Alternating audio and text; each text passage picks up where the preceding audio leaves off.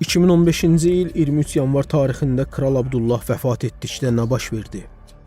Elə həmin gün hadisədən cəmi bir neçə saat sonra Şərq qara bayraqları qaldırıldı və Mehdinin zühur dəvətinin dünyaya elan olunması baş verdi.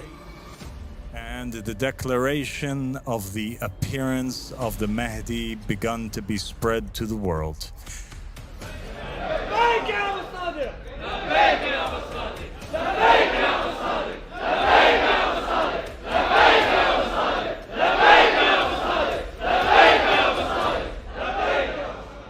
The idea.